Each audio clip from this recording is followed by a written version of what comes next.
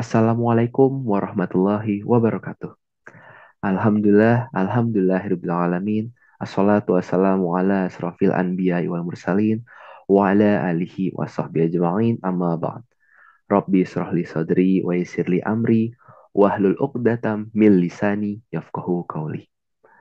Para pemirsa channel Hidup Berkah yang dirahmati oleh Allah, sebentar lagi Indonesia akan memasuki satu hari penting yang sangat memorable, yaitu hari pada tanggal 17 Agustus, yang pastinya setiap tahun diperingati sebagai Hari Kemerdekaan Indonesia.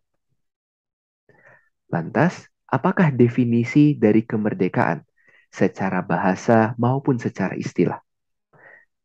Secara bahasa, arti daripada kemerdekaan adalah keadaan atau hal untuk berdiri sendiri secara bebas, lepas, dan tidak terjajah lagi, dan sebagainya.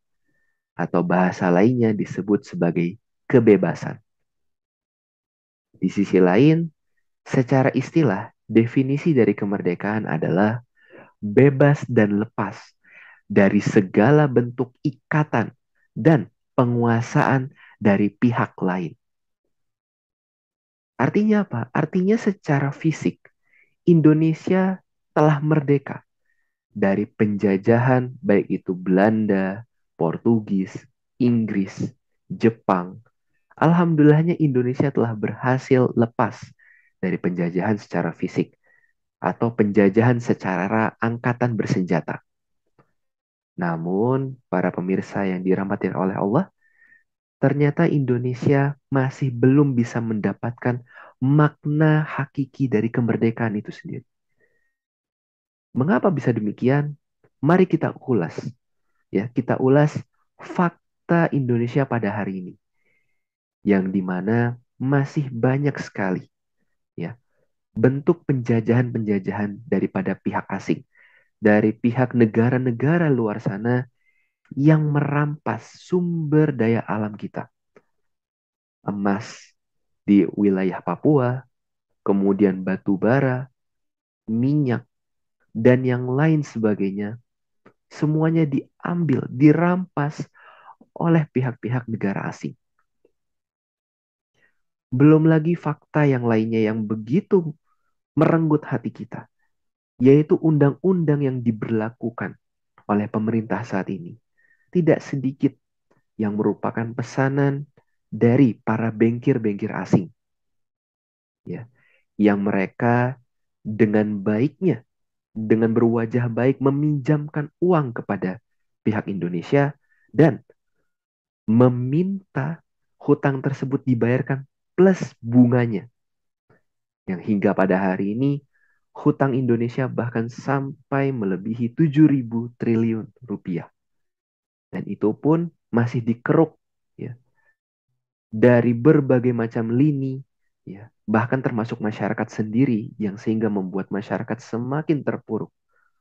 Karena kenapa? Karena dihimpit aturan-aturan pajak yang berasal dari undang-undang pesanan para asing.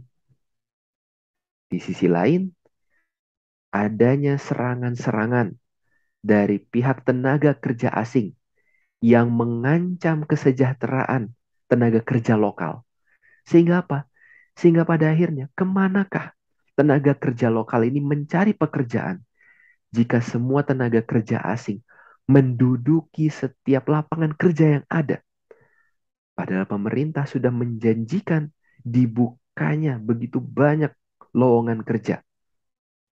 Namun, apa artinya jika lowongan kerja tersebut justru diambil, dicuri oleh pihak tenaga kerja asing? Lantas, siapakah korban daripada penjajahan-penjajahan ini kalau bukan rakyat itu sendiri? Sehingga pada akhirnya kita menjadi jongos di negeri yang begitu kaya dengan sumber daya alamnya. Kita menjadi tidak bisa melakukan apapun, ya. Tidak boleh sakit, tidak boleh yang namanya mengeluh, kesejahteraan nol, minim sama sekali. pendidikan amatlah sulit. Ya, semuanya pada akhirnya dirasakan oleh rakyat sebagai korbannya. Maka dari itu, kita sebagai rakyat Indonesia pastinya butuh bahkan harus menghentikan penjajahan ini. Karena sudah sangat mengancam kondisi masyarakat saat ini. Maka dari itu dibutuhkan satu buah institusi. Satu buah institusi yang berani mengusir penjajahan dari muka bumi ini. Ya.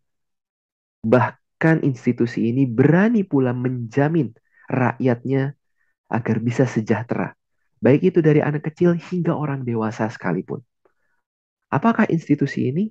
Tidak lain tidak bukan, ia adalah institusi khilafah Islamiyah.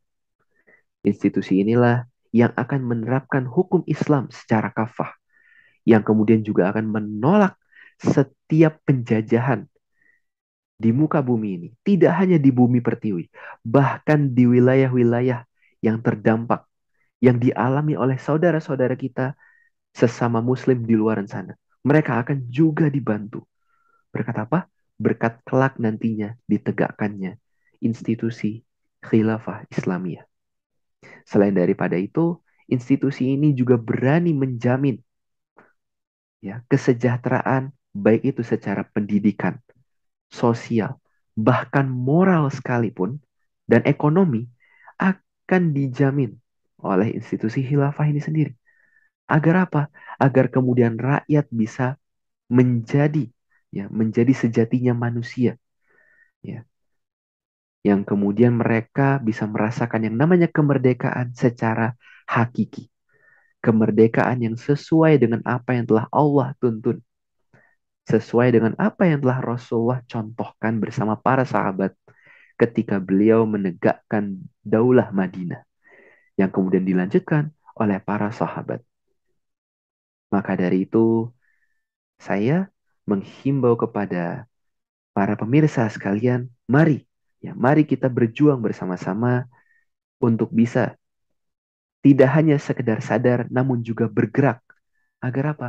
Agar kemudian institusi Daulah Khilafah ini menjadi solusi untuk tegaknya syariat di muka bumi ini secara kafah. Sehingga pada akhirnya kelak institusi khilafah ini memberikan kejaminan secara kafah kepada para masyarakat dan menghilangnya penjajahan di muka bumi ini. Demikian yang bisa saya sampaikan kepada Anda. Kurang lebihnya mohon maaf, saya akhiri. Wassalamualaikum warahmatullahi wabarakatuh.